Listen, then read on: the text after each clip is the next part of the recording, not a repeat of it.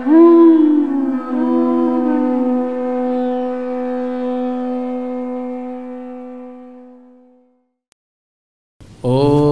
नमो भगवते वासुदेवाय।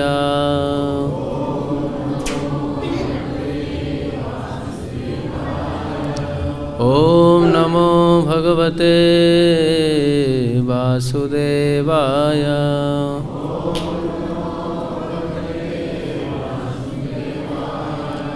ओम नमो भगवते वासुदेवाय।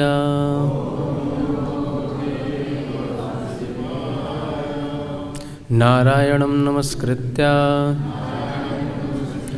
नरं चैव नरोत्तमं देवीं सरस्वतीं व्यासं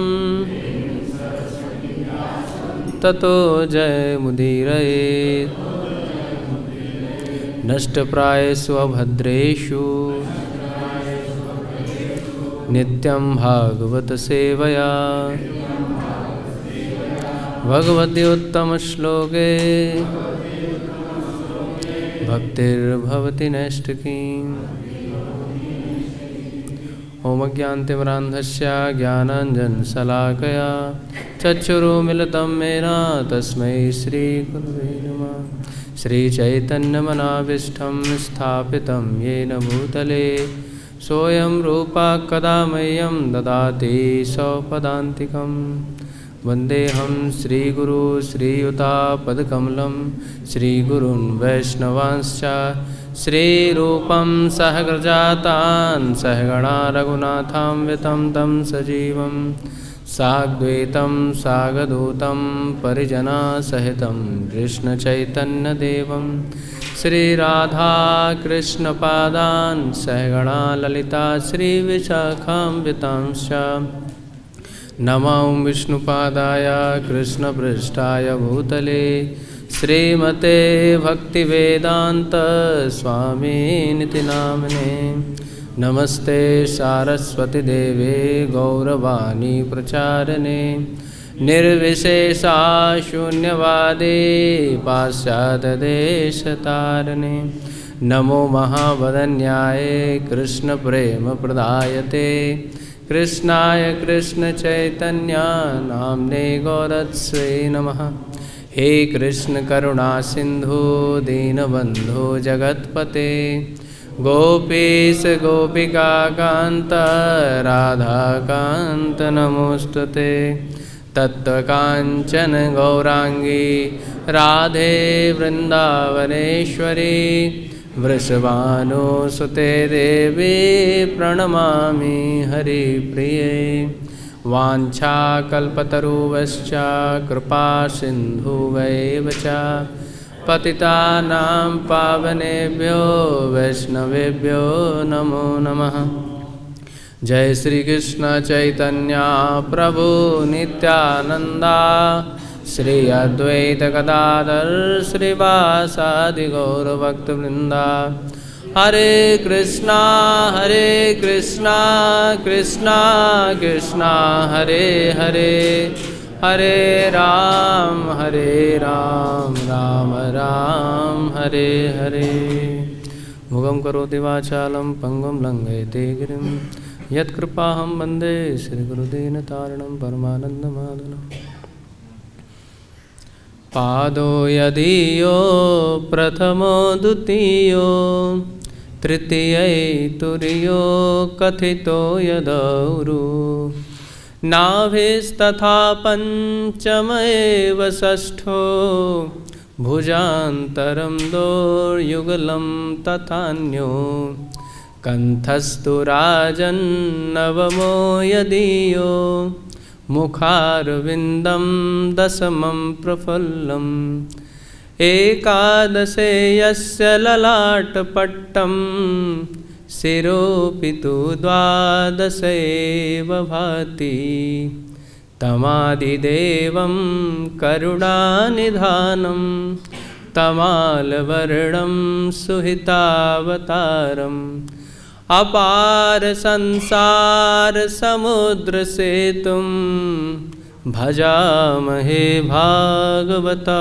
स्वरूपम भजामहे भागवता स्वरूपम। हरे कृष्णा। आज हम श्रीमद् भागवतम के सप्तम स्कंद में तृतीय अध्याय तदनंतर 15वां एवं 16वां श्लोक देखेंगे।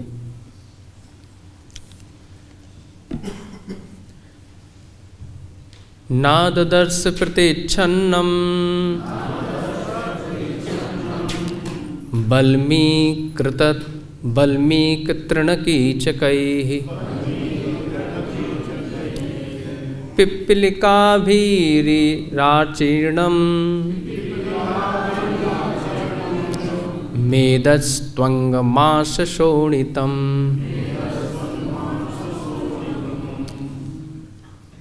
शब्दार्थ, अनुवाद एवं तात्पर्य His Divine Grace AC Bhaktivedanta Swami Srila Prabhupada के द्वारा। ना नहीं, ददर्श देखा, प्रतिच्छन्नम आवृत ढका हुआ, बल्मीक बाबी, तृण घास, कीचकई तथा बांस के डंडे से, पिपलिका भी चींटियों द्वारा, आचीर्णम चारों ओर से खाया हुआ, मेदह जिसकी चर्बी, त्वक चमड़ी, मांस शोणित तथा रक्त, तपंतम तपाता हुआ, तपसा कठिन तपस्या से, लोकान तीनों लोकों को, यथा जिस तरह, अभ्र बादलों से, अपिहितम आच्छादित, रविम सूर्य को, विलक्ष्य देखकर, विस्मितः आश्चर्यचकित, प्राह कहा, हसन हंसते हुए, तम उसको, हंसवाहनः हंसयान पर आसीन ब्रह्मा जी ने। साथ में ही दोहराते जाइए।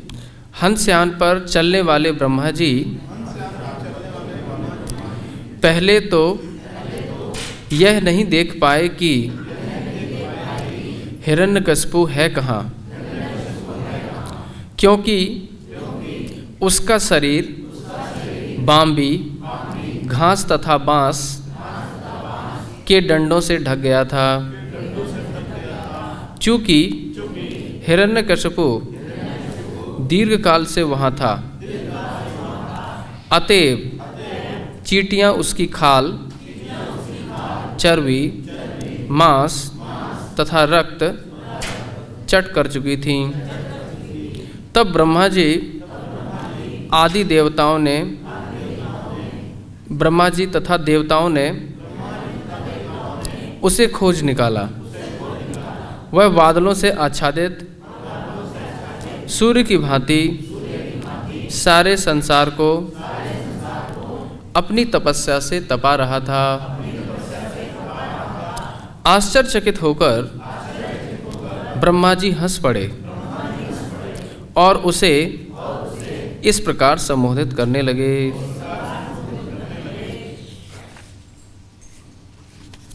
तात्पर्य: जीवात्मा अपनी त्वचा, मज्जा, अस्थि, रक्त इत्यादि के बिना केवल निजी शक्ति से जीवित रह सकता है, क्योंकि यह कहा गया है असंगोयम पुरुषः।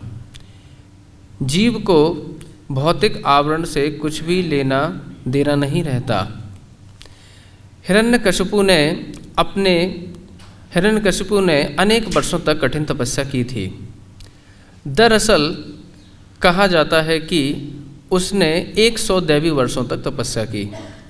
चूँकि देवताओं का एक दिन हमारे 6 माह के बराबर होता है, अतएव यह अत्यंत दीर्घ समय था। प्रकृति ने अपने ही नियमों से उसके शरीर को केंचुओं, चींटियों तथा परजीवियों ने लगभग खा लिया था और इसलिए ब्रह्मा भी पहले उसे नहीं देख पाए। किंतु बाद में ब्रह्मा जान गए कि हिरण्यकशिपु कहाँ पर था और वे उसकी तपस्या की अद्भुत शक्ति को देखकर आश्चर्यचकित रह गए। उस समय कोई भी यह निष्कर्ष निकालता कि हिरण्यकशिपु मृत हो चुका था, क्योंकि उसका शरीर कई तरह से आच्छादित हो चुका था। लेकिन इस ब्रह्मांड के प्रधान जीव ब्रह्मा समझ गए कि हिरण्यकशिपु जीवित है, क्योंकि भौतिक तत्वों द्वारा आच्छादित हो गया है। यहाँ इस ओर भी ध्यान देना होगा कि यद्यपि हिरण्यकशिपु ने वर्षों तक लगातार यह तपस्या की थी, फिर भी वह दैत्य तथा राक्षस के रूप में ही विख्यात था। अगले श्लोक से पता चल जाएगा कि इस प्रकार की कठिन तपस्या बड़े से बड़े साधु पुरुष भी नहीं कर सकते, तो फिर वह राक्षस तथा दैत्य क्यों कहलाता था? इसका कारण यह था कि उसने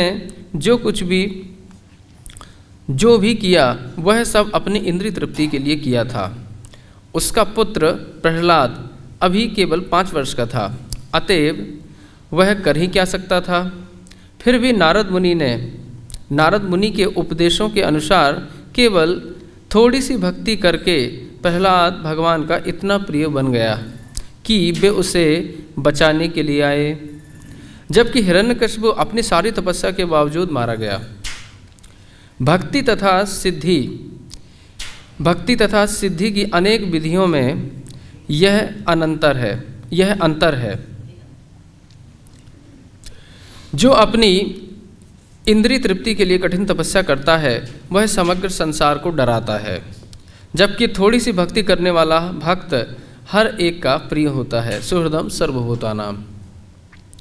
चूँकि भगवान प्रत्येक जीव के शुभ चिंतक हैं और चूँकि भक्त भगवान के गुण प्राप्त कर लेते हैं, अतएव भक्त भी भक्तिमय सेवा के द्वारा हर एक के कल्याण के लिए कर्म करता है।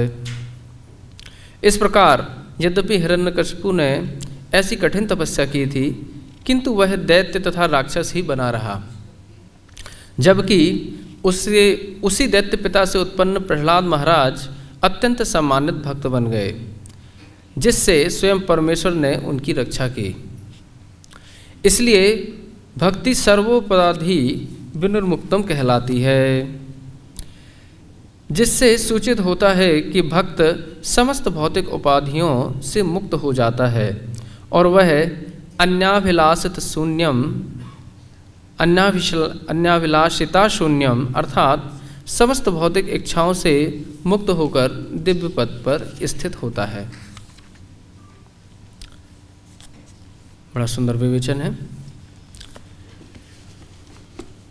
सर्वप्रथम यहाँ पर उपस्थित सभी वैष्णव एवं वैष्णवियों के चरणारविंद में दास नमन करता है।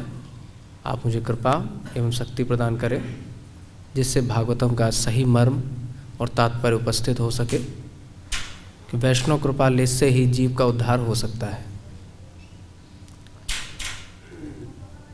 यहाँ पर विगत कई दिनों से हम हिरण्यकशिपु का प्रसंग देखते आए हैं और इस अध्याय में अभी 4-5 श्लोकों में किस प्रकार से बड़ी विकट और उद्भट तपस्या की गई हिरण्यकशिपु के द्वारा वो हमने देखा है। इस श्लोक में श्रील प्रभुपाद ने बड़े अच्छे कुछ मर्म प्रस्तुत किए हैं, उनको हम देखेंगे। सबसे पहले प्रभुपाद कह रहे हैं कि हिरण्यकशिपु यद्यपि मृत प्राय दिख रहा था, उसमें ना तो अस्थि ही थी केवल, ना तो त्वचा, मज्जा, अस्थि, रक्त, बाकी जितनी 6 चीज़ें होनी चाहिए सप्त धातुओं में वो सब उसका नाश हो गया था। केवल एक अस्थि बच गई थी और उसके प्राण थे वो अस्थिगत थे। यद्यपि जैसे कलयुग में बोला गया है, कलयुग में प्राण अन्नगत हैं। अगर कोई केवल फलाहार करे या फिर तरल पदार्थ का ही सेवन करे तो उसको कुछ दिन बाद शरीर में इतनी शक्ति नहीं रहेगी और वो दिन प्रतिदिन शक्ति का ह्रास अनुभव करेगा, क्योंकि अन्नगत प्राण है। लेकिन पूर्व युगों में ऐसा नहीं था। सतयुग में समाधि एवं तपस्या के द्वारा लोग इतनी उनमें सिद्धि आ जाती थी कि उनके प्राण अस्थिगत हो जाते थे, कि केवल अस्थि है, मज्जा भी नहीं है, रक्त भी नहीं है, त्वचा भी नहीं है, तो भी उनमें प्राण विराजमान रहता था। यह सामर्थ्य कलयुग में नहीं है। कलयुग के जीवों में कदाचित ऐसा नहीं देखा जा सकता। तो क्योंकि वो सतयुगी जीव है, तो इसलिए उसमें ऐसी घोर और उद्भट तपस्या देखने को मिलती है कि केवल, और हर कोई भी नहीं कर सकता ऐसे, जिसमें एक विशेष दृढ़ता है वही इस प्रकार की तपस्या कर सकता है। यद्यपि अगर इनका मूल रूप देखा जाए तो वो तो स्वयं भगवत पार्षद हैं, जय विजय के रूप से विख्यात थे, वो एक अलग प्रसंग है। तो यहाँ पे हिरण्यकशिपु ने इतनी भयंकर तपस्या की, लेकिन फिर भी उसको असुर श्रेष्ठ ही कहा गया। तपस्या का काल भी यहाँ पे निर्धारित किया गया है। कितने समय तक उन्होंने तपस्या की? 100 वर्षों, दिव्य 100 वर्ष, दिव्य अर्थात देवताओं के। हमारा जब 6 महीने बीतता है तब देवताओं का एक दिन होता है, और जब हमारे आगामी 6 महीने बीतते हैं तब उनकी एक रात होती है। मतलब हमारा 1 वर्ष, उनका एक दिन रात, देवताओं के हिसाब से उनके 24 घंटे हुए। और इस प्रकार से जब गणना की जाएगी तो हमसे वो कितने गुना अधिक जीते हम अनुभव कर सकते हैं। तो कम से कम मतलब 360 गुना अधिक वो हमसे जीते हैं, ये तो हम अनुभव कर ही सकते हैं। तो फिर इस प्रकार की जब घोर तपस्या करने के बावजूद भी ये जो हिरण्यकशिपु है, इसके चित्त में परिवर्तन क्यों नहीं हुआ? क्योंकि वो भी घोर तपस्या कर रहा है। इतनी तपस्या तो हम भी नहीं कर सकते, कोई भी नहीं कर सकता है, साधारण जीव तो उसके चित्त में परिवर्तन क्यों नहीं हो रहा है ना? कोई तपस्या तो कम नहीं की। तो उसी को प्रभुपाद जी यहाँ पे बड़े अच्छे से कहे हैं कि उसने जो कुछ भी किया वो किस लिए किया? आत्म इंद्रिय तृप्ति के लिए। अगर कोई व्यक्ति इंद्रिय तृप्ति के लिए कुछ भी करे, उसको कुछ भी प्राप्त नहीं होगा। हाँ, भक्ति में ऐसा नहीं होता है। अगर वो व्यक्ति जैसे हरिनाम जप कर रहा है, भले अपनी इंद्रिय तृप्ति के लिए कर रहा है, बाद में वो शुद्ध हो जाएगा। भक्ति रसामृत सिंधु में ऐसी कई विवेचनाएँ आया ही हैं, और भगवत गीता भी बोलती ही है कि आर्त अर्थार्थ जिज्ञासु भरतर सभा, ये 4 प्रकार के लोग हैं। ये उत्तमा भक्ति के लक्षण में तो नहीं आते, लेकिन एक शुरू के साधकतम स्तर पर जरूर आते हैं। तो इनकी भी एक स्थिति है कि व्यक्ति अगर अर्थार्थी है, जिज्ञासु है, ज्ञानी है, कोई भी हो या आर्त है, अगर वो भक्ति में आता है तो शुद्ध हो जाता है। लेकिन इसने भक्ति नहीं की। तपस्या भक्ति में नहीं आती है। भक्ति का एक अनुषंगिक अंग हो सकती है कि कभी कभी सहायक हो जाए। जैसे एकादशी आई और किसी भक्त ने निर्धारण किया कि आज मैं इतनी माला जप करूँगा, 64 करूँगा, 128 करूँगा, 192 करूँगा, 3 लाख नाम जप करूँगा, जितना भी संख्या कर सके वो उतना करूँगा, उसके बाद ही अन्न जल ग्रहण करूँगा। अन्न तो करेगा नहीं, जो भी जल है उसको ग्रहण करूँगा। तो उस समय जो व्यक्ति जो साधना कर रहा है, यद्यपि वो एक प्रकार से तप ही कर रहा है, लेकिन तप का उद्देश्य क्या है? कि ज़्यादा भगवान का स्मरण हो, अधिकतम मात्रा में भगवान का नाम जप हम लिख कर सकें। क्योंकि कलयुग में ऐसा नहीं हो सकता कि हमेशा ही भावना बनी रहे कि हमेशा जब हम कृष्ण बोल रहे हैं तो कृष्ण स्मरण आ रहे हैं, ऐसा नहीं होगा। लेकिन फिर भी शास्त्र को स्मरण रखते हुए कि अभिन्न नाम नामित्वम, है ना, कि नाम और नामी में अभेद है। शास्त्र के इन वाक्यों को स्मरण करके अगर कोई व्यक्ति निरंतर भगवान का नाम जाप करता है तो उसको वही सिद्धि प्राप्त होती है जो एक ऐसा जो व्यक्ति नाम लेते समय कृष्ण बोला और कृष्ण साक्षात दिख रहे हैं उसको, हरे कृष्णा बोला तो साक्षात राधा रानी कृष्ण उसको दिख रहे हैं, ऐसे अनुभूत जो व्यक्ति हैं उनको भी जो उपलब्धि होती है वही उपलब्धि उस जीव को हो जाएगी। ऐसा हमने एक बार देखा था। ऐसा 10वें स्कंद के 87वें अध्याय में वेद स्तुति में श्री जीव गोस्वामी पाद 2 श्लोक की टीका में लिखते हैं स्पष्ट रूप से कि अगर कोई व्यक्ति भक्ति के जो नियम है, विधि विधान, उनको केवल कर रहा है, भले उसकी भावना नहीं है, या फिर कोई व्यक्ति कर्मकांड कर रहा है, कर्मकांड में जैसे आचमन किया हम 3 बार करते हैं, ये कर्मकांड की विधि है कि ओम केशवाय नमः, ओम माधवाय नमः, नारायण नमः, तो ये भले उसकी भावना ऐसी हो रही है कि नहीं हो रही कि मैं शुद्ध हो रहा हूँ या नहीं, लेकिन उसने वो नियम पूरा किया तो वो शुद्ध हो गया है, ऐसा नियम है। इसी प्रकार से अगर कोई जीव भले उसकी कितनी भावना, जैसे कई बच्चे होते हैं, छोटे बच्चे, अब उनका तो ज़्यादातर मन है वो क्रीड़ों में ही रहता है, खेल कूद में ही रहता है, लेकिन फिर भी उस जीव की भी शुद्धि होती है, और वो भी अगर गुरुपाद आश्रय से नियमित संख्या को अगर जपता है, क्योंकि कई बार हम जो चीज़ करते हैं, जो साधन करते हैं, उसमें महत्व बुद्धि की न्यूनता हो जाती है ना, क्योंकि हम उसमें इतने रचपच जाते हैं तो हमें लगता है कि ये तो सामान्य वस्तु है, लेकिन ऐसा नहीं है। अगर हम भक्ति रसामृत सिंधु और उज्ज्वल नीलमणि जैसे ग्रंथों को टटोलें, जो श्रील रूप गोस्वामी पाद के द्वारा रचित हैं, तो उसमें स्पष्ट रूप से लिखा है, श्रीमद् भागवतम में स्पष्ट रूप से लिखा कि एक नाम लेने वाले का भी बहुत अधिक उद्धार हो जाता है। मतलब उसकी हम कल्पना नहीं कर सकते कि जब तब होम इत्यादि कोई व्यक्ति कर रहा है और एक व्यक्ति केवल हरिनाम कर रहा है, तो उसमें कितना अंतर है, कोई कल्पना भी नहीं कर सकता। लेकिन भक्तों के जीवन में जो कुछ भी भक्ति का अनुभव नहीं होता है, उसका केवल एक मूल कारण होता है, वह होता है अपराध। अपराध से बस थोड़ा कोई अगर बच के भक्ति का अनुशीलन करे तो बहुत थोड़े समय में ही उसको शुद्ध भक्ति का अनुभव होने लगता है और भक्ति में एक विशेष रुचि का और विशेष उन्माद की प्राप्ति हो जाती है। ऐसा कई भक्तों में देखने को मिलता है। तो यहाँ पे श्रील रूप प्रभुपाद ने बड़ा अच्छा तात्पर्य में लिखा कि क्योंकि वह उसकी भावना क्या थी, इंद्रिय तृप्ति की थी, तो इतनी तपस्या के बावजूद भी उसको कुछ भी भगवत अनुभूति नहीं हुई। यद्यपि ये भगवत परिकर हैं, लेकिन अभी यहाँ पे जो अनुकरण कर रहे हैं वो एक द्वेषी पात्र के रूप में कर रहे हैं, भगवान से उनका द्वेष है। तो भगवान के विरोधी होने के कारण भगवान के लिए कुछ इस प्रकार से नियोजन कर रहे हैं।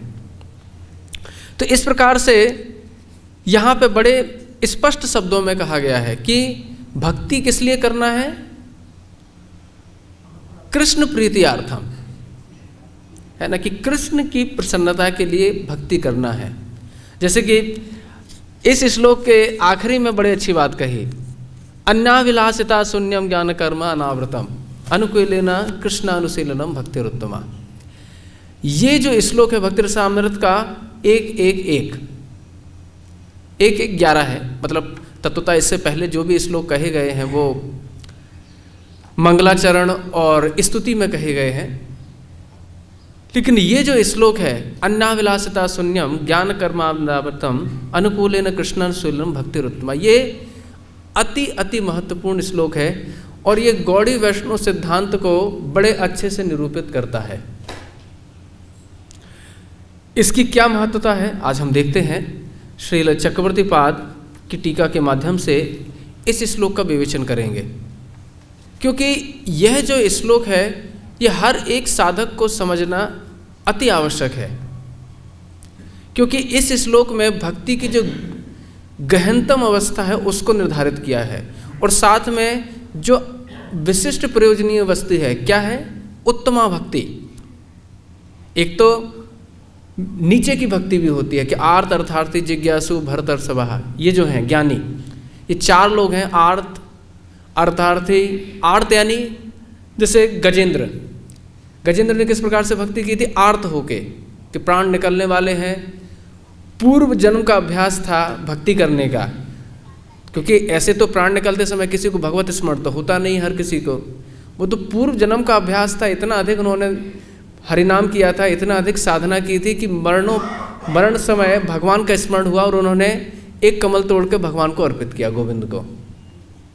तो ये आर्त भक्त हैं, यद्यपि निष्काम है, पहले आर्त भाव से किया फिर अंत में निष्काम हो गए।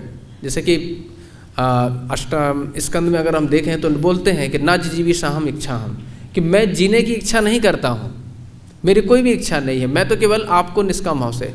यद्यपि यह भक्ति का आनुषंगिक मतलब विशेष फल है कि भक्ति किसी भी भावना से आए, अंत में उसको शुद्ध होना ही है। इसलिए भक्ति मार्ग में हर एक की यहाँ पे प्रशस्ति है कि हर कोई आए, कोई किसी भी भावना से आए, कैसे भी आए, उसको परम फल तो मिल ही जाएगा। इसलिए भक्ति मार्ग में हर एक को प्रोत्साहन दिया गया। ज्ञान मार्ग में ऐसा नहीं होता। ज्ञान मार्ग में तपस्या प्रधान रहती है।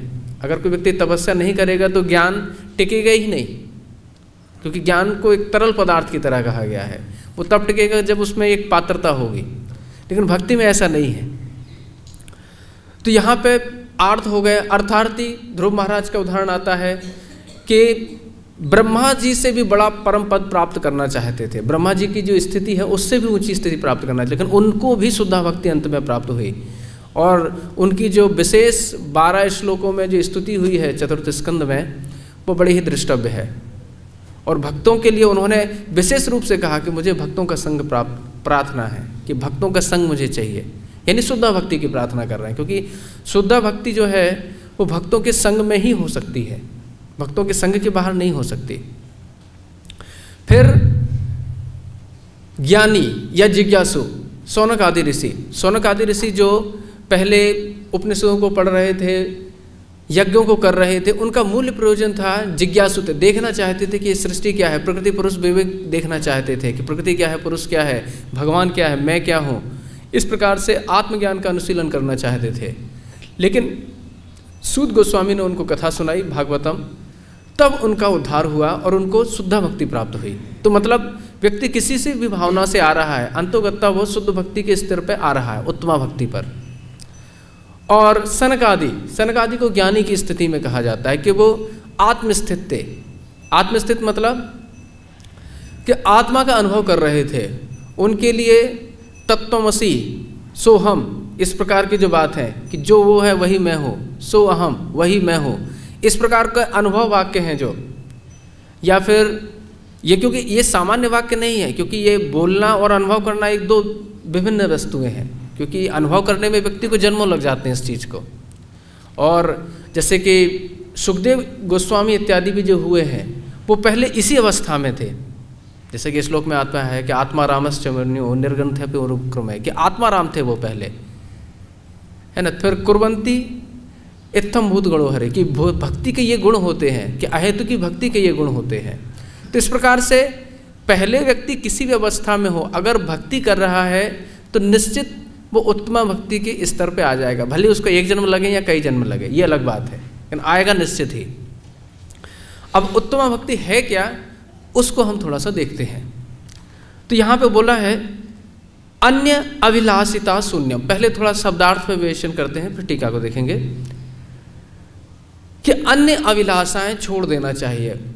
अन्य अभिलाषाएं क्या क्या होती हैं कि भक्ति की जो अभिलाषा, भक्ति में भी अभिलाषाएं होती हैं कि मैं भगवान की ज़्यादा सेवा करूं, ये भी अभिलाषाएं होती हैं, है ना।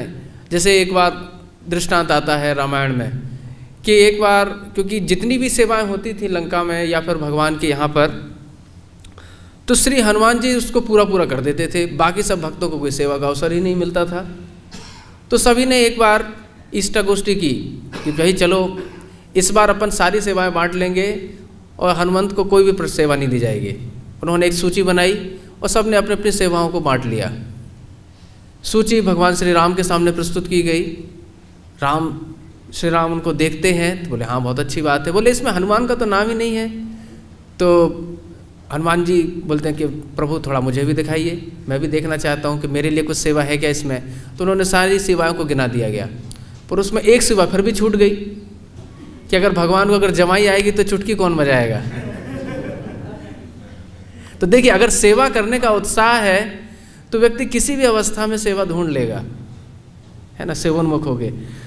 तो ये सेवा की भावना है। लेकिन अन्य अभिलाषा मतलब भुक्ति मुक्ति, ये अन्य अभिलाषाओं में आती है कि भोग सामग्री की अभिलाषा, कि इस भौतिक देह से हम भोग करें या फिर भौतिक देह त्याग कर हम स्वर्गीय देह को प्राप्त करके भोग करें या फिर मोक्ष पद को प्राप्त करें, इसकी अभिलाषा। इन सब को नहीं करना है, ये भक्ति में बहुत बड़ी बाधक होती है। अगर किसी की बार बार स्पृहा हो भी रही है तो भी उसको शास्त्र ज्ञान से उसको छिन्न कर देना चाहिए, छिन्न भिन्न कर देना चाहिए। इसीलिए शास्त्र यहाँ पे है।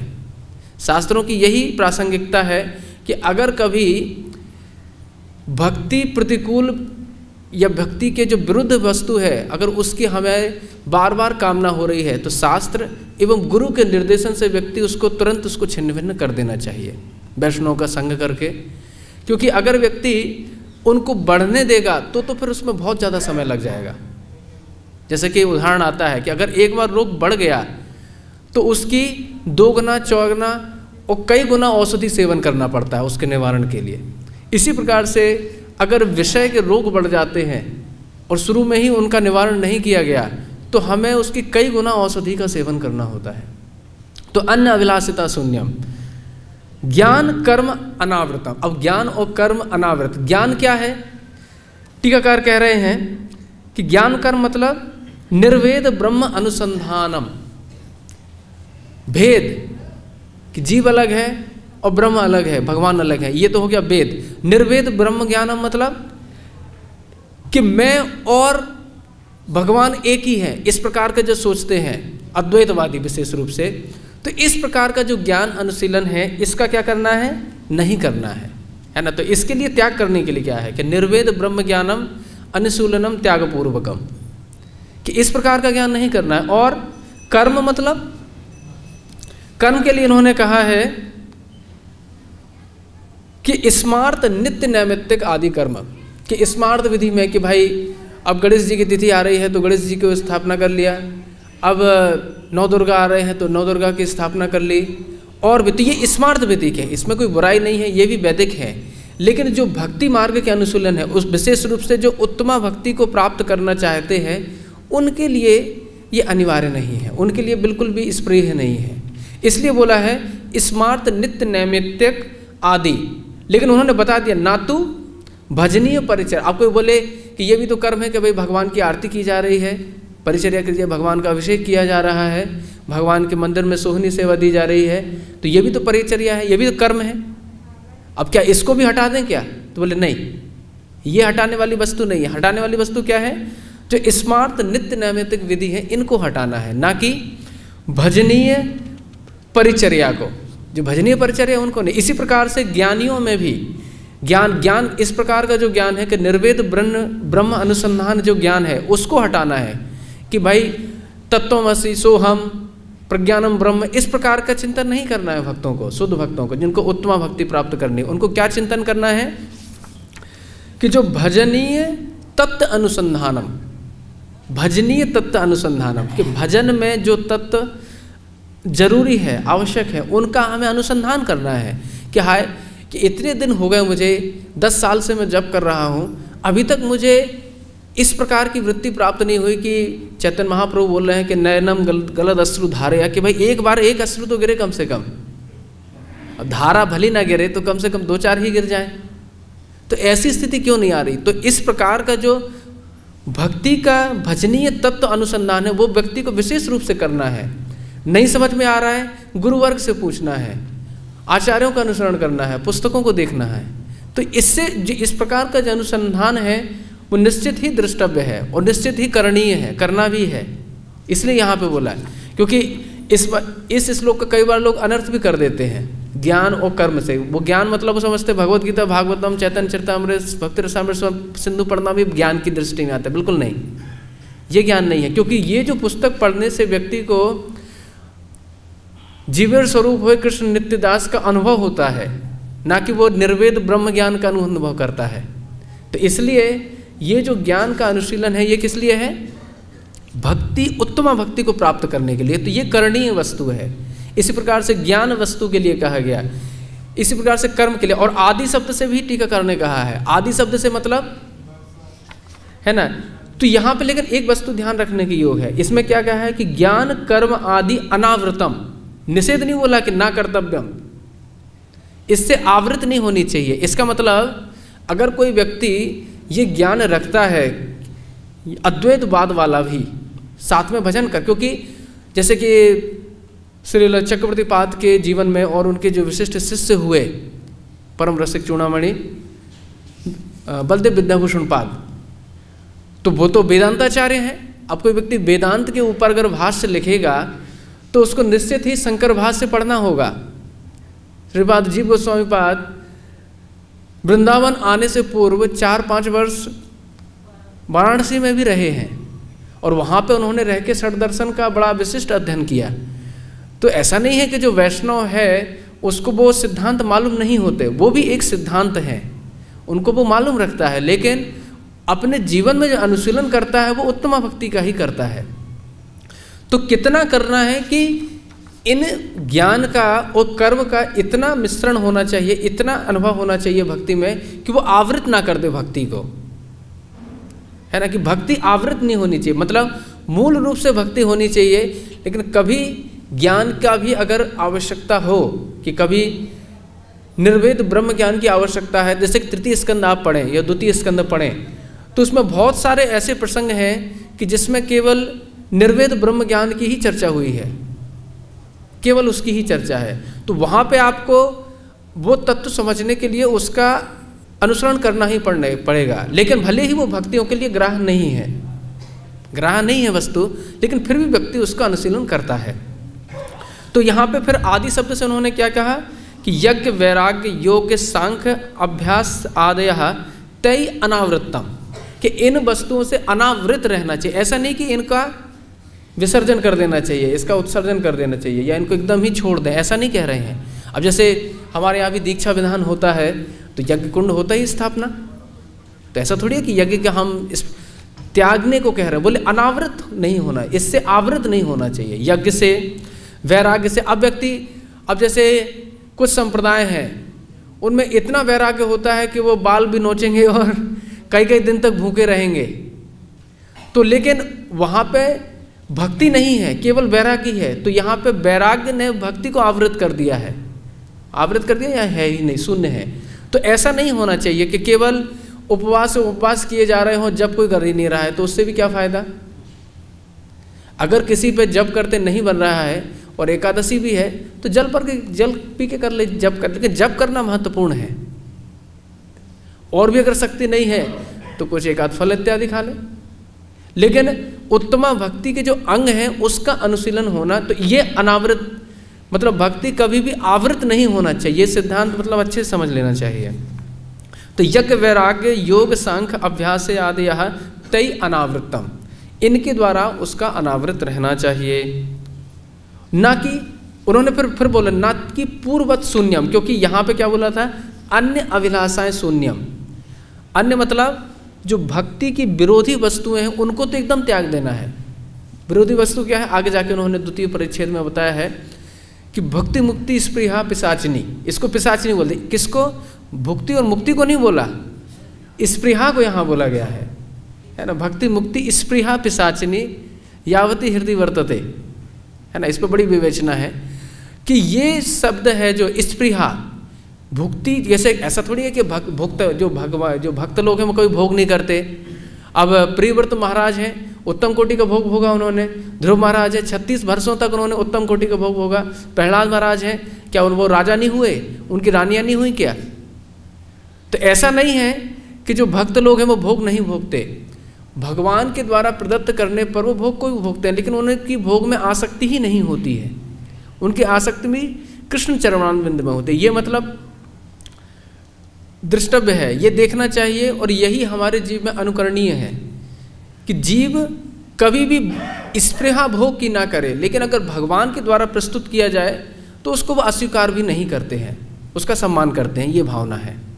क्योंकि भगवान, जैसे कि प्रहलाद महाराज का पूरा दृष्टांत है, आगे जाके देखने में आएगा इस स्कंद में, कि उन्होंने, भगवान बोल रहे हैं बार बार नरसिंहदेव कि बेटा प्रहलाद कुछ तो मांगो, कुछ मांगो। तो भगवान का सम्मान करने के लिए उन्होंने बोला कि अच्छा आप मुझे इतनी कृपा करिए कि मेरे अंदर कुछ भी इच्छा ही ना रहे मांगने को। बोले ये कोई वर हुआ क्या कि कोई इच्छा ही ना रहे मांगने की, ये तो कोई बात नहीं हुई। तो उन्होंने कहा, लेकिन फिर बाद में उन्होंने कहा कि ठीक है आप इतना कह रहे हैं तो मेरे जो पिता हैं इनका ही आप उद्धार कर दीजिए, इन्होंने आपके चरणों में बड़ा ही अपराध किया है।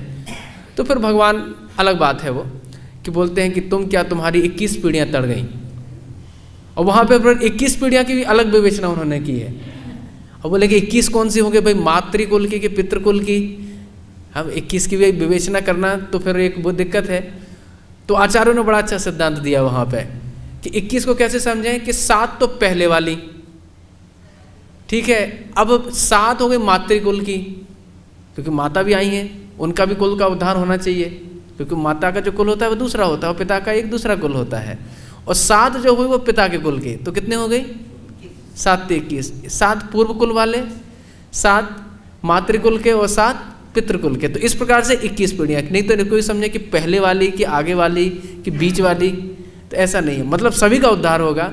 7 पीढ़ी पहले, 7 पीढ़ी इधर के पितृपक्ष में और 7 पीढ़ी मातृपक्ष में।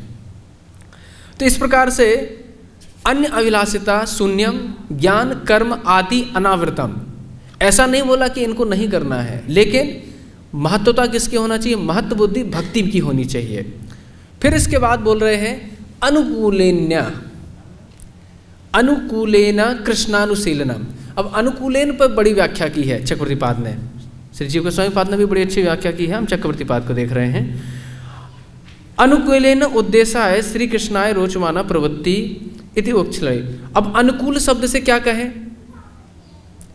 अनुकूल शब्द से उन्होंने पहली व्याख्या की कि जो प्रतिकूल्य, अब देखिए प्रतिकूल तो भक्ति कभी होती नहीं है, जैसे कंस ने की, या फिर ये हिरण्यकशिपु हिरण्यनाक्ष शिशुपाल ये सभी लोग कर रहे हैं, ये प्रतिकूल भाव से की है। ये करणीय नहीं है, ऐसा नहीं करना चाहिए। क्यों?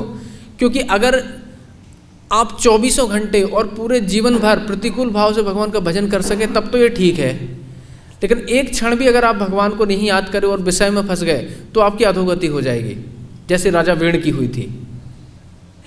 तो इसलिए ये तो प्रतिकूल वस्तु है नहीं। अब अनुकूल को क्या उन्होंने बोला कि श्री कृष्णाय रोचमाना प्रवृत्ति ही, कि श्री कृष्ण को जो कुछ रुचिकर हो उसमें प्रवृत्ति करना, इसको उन्होंने क्या कहा?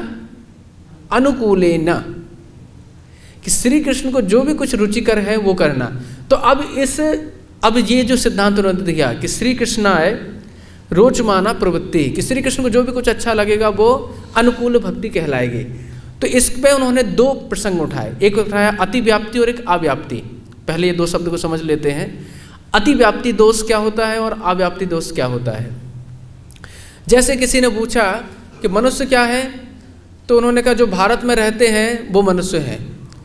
तो ये सिद्धांत कहलाएगा अव्याप्ति, क्योंकि फिर विदेश में रहने वाले जितने भी मनुष्य हैं उनको हमने ग्रहण नहीं किया, उनको ग्रहण नहीं किया, तो मतलब जितना होना चाहिए तो उससे कम रह गया, उसको कहेंगे अव्याप्ति दोष। ये तर्क संग्रह में, यानी जो तर्क शास्त्र है, न्याय शास्त्र, उसमें ये परिभाषा आती है। तो ये हो गया अव्याप्ति दोष, बड़ा सरल है, ऐसा कोई कठिन नहीं है। फिर एक होता है अतिव्याप्ति दोष। अब किसी ने पूछा कि मनुष्य कौन, तो बोले जिसकी 2 आँख है वो मनुष्य। तो इसमें जितने जानवर हैं, गाय भैंस बकरी, जिनके वो भी आ जाएंगे, तो ये अतिव्याप्ति हो गया। तो इसी प्रकार से अब इस अनुकूलेन शब्द को समझाने के लिए उन्होंने एक परिभाषा दी, श्री कृष्णाय रोचमाना प्रवृत्ति ही इति अनुकूलेन, कि कृष्ण को जो भी कुछ अच्छा लगेगा ये भक्ति है, अनुकूल भक्ति है। तो इस पर उन्होंने 2 दोष निकाले। अब पहला दोष ये निकाला कि जैसे कई बार भगवान की इच्छा होती है कि मैं भी बाहु उठा के युद्ध करूं किसी के साथ। अब भगवान के साथ में कौन युद्ध करे? तो अगर कोई व्यक्ति जैसे जरासंध इत्यादि उनके साथ युद्ध कर रहे हैं और भगवान को खूब मजा भी आ रहा है, कोई तीर मार रहा है और कोई उनको 2 गदा भी लगा दी, और भगवान को क्योंकि प्रतिकूल भाव से की जा रही है, तो इसको भी क्या भक्ति मान ले? क्योंकि इसमें कृष्ण की तो रुचि है, कृष्ण चाह रहे हैं कि मुझसे कोई युद्ध करे, मुझे भी कोई 2 गदा मारे, मुझ पर भी कोई प्रहार करे। तो भली ये कृष्ण की रुचिकर वस्तु है, लेकिन इसमें कौन सा दोष आ जाएगा? अतिव्याप्ति दोष, क्योंकि ये भक्ति नहीं है। जो उस असुर के द्वारा भगवान कृष्ण की प्रीतिजनक वस्तु होने पर भी कृष्ण श्री कृष्ण रोचमाना, कृष्ण को अच्छी लग रही है वो युद्ध की स्थिति, कृष्ण को युद्ध रुचिकर है, लेकिन फिर भी यह स्थिति क्या है? भक्ति नहीं है, सभी लोग जानते हैं। तो इसलिए इसमें अतिव्याप्ति दोष आ गया। अब दूसरी स्थिति लेते हैं उगल बंधन लीला से, कि माता यशोदा क्या कर रही हैं? कृष्ण को बांध रही हैं, कृष्ण के प्रतिकूल है ये पूरा आचरण। श्री कृष्णाय रोचमाना प्रवृत्ति नहीं है ये, लेकिन ये क्या भक्ति नहीं है? भक्ति है, बिल्कुल भक्ति है। तो फिर इन्होंने कहा कि केवल अगर ये सिद्धांत बना दिया जाए अनुकूलेन के लिए कि श्री कृष्णा है रोचमाना प्रवृत्ति, तो इससे इस बात नहीं बनेगी। है ना, कि कृष्ण को, क्योंकि यशोदा माई जो कर रही हैं वो क्या हो जाएगा, अव्याप्ति दोष में चला गया, क्योंकि उसको भक्ति मान नहीं रहे हो, और जो भक्ति नहीं है कि असुर के द्वारा प्रहार किया जा रहा है, अति व्याप्ति दोष है, उसको भक्ति में गिन लिया गया, तो दोनों में ही विरोध आ जाएगा। तो उन्होंने कहा कि चलिए अब इसको भी अपन छोड़ देते हैं। अब इसके लिए हम परिभाषा क्या बनाते हैं विशेष रूप से, तो बोल रहे हैं अगर ऐसा कर देते हैं कि प्रतिकूल अभावात, कि ठीक है अनुकूल का उल्टा कर देते हैं कि प्रतिकूल का अभाव है, प्रतिकूल अभावात कि प्रतिकूलता नहीं है, इसको हम अनुकूल भक्ति कह दें तो बोलेंगे भाई अब इसमें एक हो जाएगा क्या कि अनुशीलन शब्द है वो छूटना पर, अगर हम अनुशीलन शब्द की फिर तो प्रासंगिकता नहीं रह जाएगी, केवल इन्होंने परिभाषा दे दी, अनुकूल की जगह क्या बोल देते प्रतिकूल अभावात, कि प्रतिकूलता का अभाव ही भक्ति है, शुद्ध भक्ति में आ जाएगा। तो बोले कि घटपट इत्यादि, अब ये जो माइक है तो ये भी तो कुछ नहीं कर रहा है, ये तो कुछ भी नहीं कर रहा है, ना अनुकूल कर रहा ना प्रतिकूल, तो इस प्रतिकूल अभाव में फिर ये भी एक भक्त कहलाएगा। ये माइक, ये जो करताल तो खैर दिव्य वस्तु है, कोई भी टेबल है, मेज है, कोई भी वस्तु है, कोई भी भौतिक है, ये बैग है, तो ये भी क्या हो गया प्रतिकूल अभाव से युक्त है, ये भी तो कुछ नहीं कर रहा है।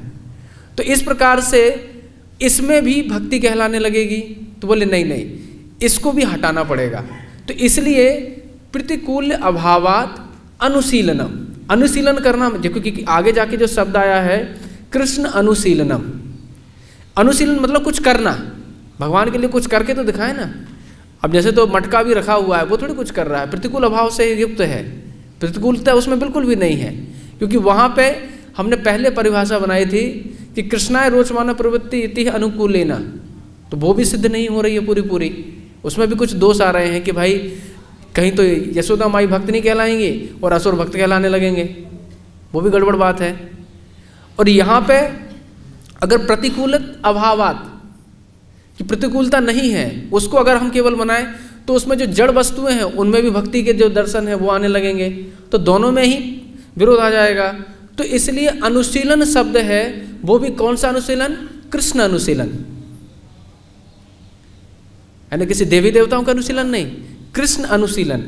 और कृष्ण के लिए फिर उन्होंने व्याख्या की, अच्छा कृष्ण तो केवल कृष्ण ही क्या, नारायण विष्णु और जितने अनंत अनंत कोटि अवतार हुए हैं भगवान के वो नहीं। तो उन्होंने टीका में स्पष्ट कर दिया कि कृष्ण शब्दस्य च अत्र स्वयं भगवतः श्री कृष्णस्य तद रूपाणाम च अन्येषाणाम अवताराणाम ग्राहका, कि अन्येषाम अवताराणाम ग्राहका, कि कृष्ण शब्द केवल कृष्ण नहीं, कृष्ण के जितने भी अंश कला अवतार जितने भी आते हैं वो उसमें ग्राह है, कोई भी भक्त हो उनके लिए, क्योंकि ये जो ग्रंथ है ऐसा नहीं है केवल कृष्ण भक्तों के लिए है, ये जो भक्ति रसामृत सिंधु है ये सभी भक्तों के लिए है, क्योंकि गौड़ी वैष्णवों में भी कई ऐसे भक्त हुए हैं जो राम भक्त हुए हैं, है ना, अनेक अनेक नरसिंह भक्त हुए हैं, तो उनकी अलग श्रद्धा है, वो अलग एक चर्चा है।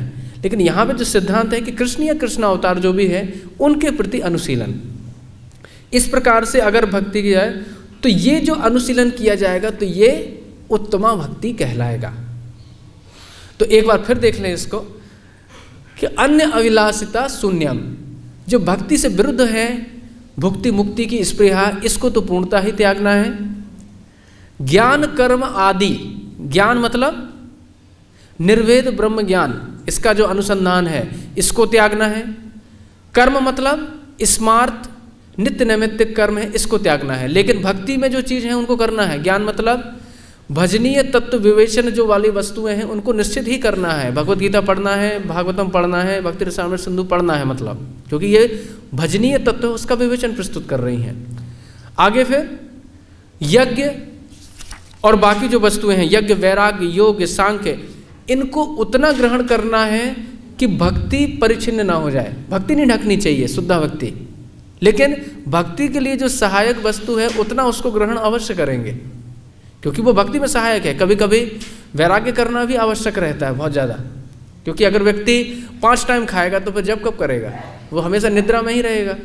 तो संतुलित आहार करना आवश्यक है ना। तो वैराग्य से अगर व्यक्ति जन्माष्टमी, राधाष्टमी, नित्यानंद त्रयोदशी, इन व्रतों को अच्छे से अनुशीलन नहीं करेगा तो भगवत चिंतन कैसे करेगा, तो वैराग्य भी आवश्यकता है, यज्ञ करना भी आवश्यक है क्योंकि भगवान के द्वारा निर्धारित है, योग करना भी आवश्यकता है। अगर व्यक्ति लेट के जप करे तो कितना जप कर लेगा? तो योग साधना, आसन, प्राणायाम इत्यादि ये भी भक्तों के लिए आवश्यक है, लेकिन कितने कि भक्ति नहीं ढकनी चाहिए, ये सिद्धांत है। अगर कभी भक्ति ढकने लगे तो कृपया उसको त्याग देना चाहिए या उसको कम करके जो भक्ति के नियम है उनको में ही परिपूर्णता दिखानी चाहिए। तो इस प्रकार से बड़ी अच्छी यहाँ पे व्याख्या की है श्रील प्रभुपाद ने कि भले आप उत्कट तपस्या करें, अगर वो अपनी इंद्रिय तृप्ति के लिए करेंगे तो वो भक्ति नहीं कहलाएगी। तो कृष्ण की प्रीत्यार्थ वो भी अनुकूलता में, वो भी किसमें? अनुशीलन भाव से।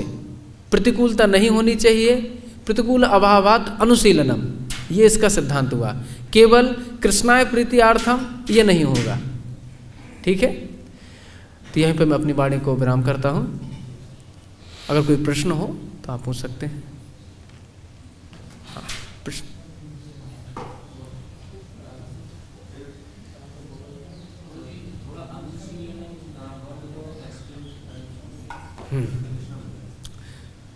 इन्होंने कहा है अनुशीलनम। अनुशीलनम की व्याख्या इन्होंने इस प्रकार से की है।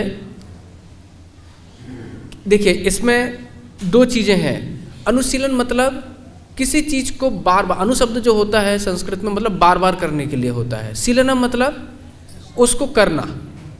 भक्ति करने वाली वस्तु है, वो भी एक बार नहीं कि एक दिन जप कर लिया सो हो गया, सो बात नहीं है, बार बार करने की बात है। और भक्ति को कब तक करते रहे?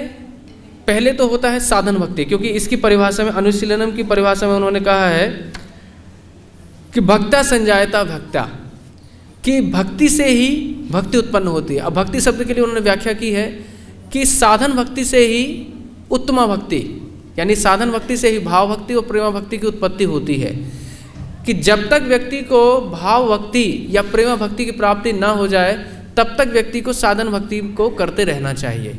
ये अनुशीलन शब्द की व्याख्या है कि भक्ति को करता रहे। कब तक करते? कोई प्रश्न करे कि भाई हमें 20 साल हो गए, हमें तो कुछ भी प्राप्त नहीं हो रहा, हमें लग रहा है, तो क्या करें? तो बोले करते रहो, क्योंकि जब तक भाव भक्ति, क्योंकि भाव भक्ति आने के बाद, और भाव भक्ति में भी किंचित मात्रा में अगर कोई अपराध के शेष रह जाते हैं तो भगवत साक्षात्कार नहीं होता है। फिर जब प्रेमा भक्ति आती है तो फिर स्वतः ही भक्ति होने लगती है। फिर उसको भक्ति उसका स्वभाव हो जाता है, उसको साधन में लगना नहीं पड़ता है, अपने आप ही फिर जप होता है, अपने आप ही कीर्तन होता है, अपने आप ही उन्माद अवस्था हो जाती है। लेकिन उससे पहले जीवात्मा को जब तक शुद्धा भक्ति के स्तर पर नहीं, प्रेमा भक्ति के स्तर पर नहीं आया, तब तक उसको अनुशीलन करना पड़ता है। बार बार उसको जप करना पड़ेगा, बार बार भागवत श्रवण करना पड़ेगा, भगवत गीता पढ़ना पड़ेगा, सत्संग करना ही पड़ेगा।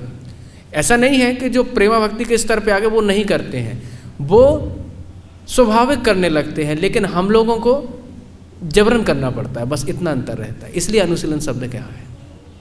और कोई अगर कुछ कहना चाहे तो कह सकते हैं इस शब्द पे।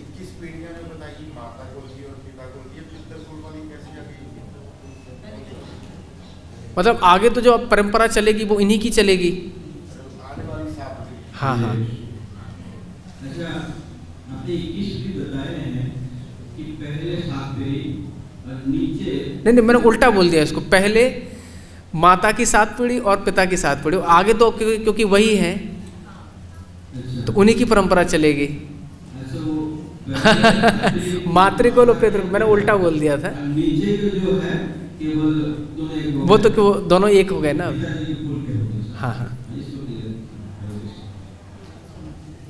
वो मतलब पहले पिता का कुल था उसके साथ, माता का कुल था उसके साथ, अब तो इनका ही कुल चलेगा जो भी चलेगा, तो वो आगे आने वाले लोग। हरे कृष्ण। ग्रंथराज, अच्छा माता जी का कोई प्रश्न है? लास्ट टाइम में आपने बताया कि उसको अनुकूल करना है, जो सार जो बताया आपने लास्ट टाइम लेक्चर की लास्ट टाइम की, अनुकूल होना चाहिए और अनुशीलन करना और भगवान की प्रीति प्रसन्नता के लिए करना। हाँ हाँ हाँ, बस प्रीतियार्थम, भगवत प्रीतियार्थम, ठीक है। मतलब जो शास्त्र में बताया गया है वो प्रीति, ऐसा नहीं कि जैसे ये युद्ध भी भगवान को अच्छा लग रहा है वैसी प्रीति नहीं। जो शास्त्र निर्देशित कर रहे हैं, भक्ति रसामृत सिंधु में जो 64 अंग बताए गए हैं भक्ति के, उसके आधार पर। ग्रंथराज श्रीमद् भागवतम की श्रील प्रभुपाद की, अनंत कोटि वैष्णव भक्त वृंद की।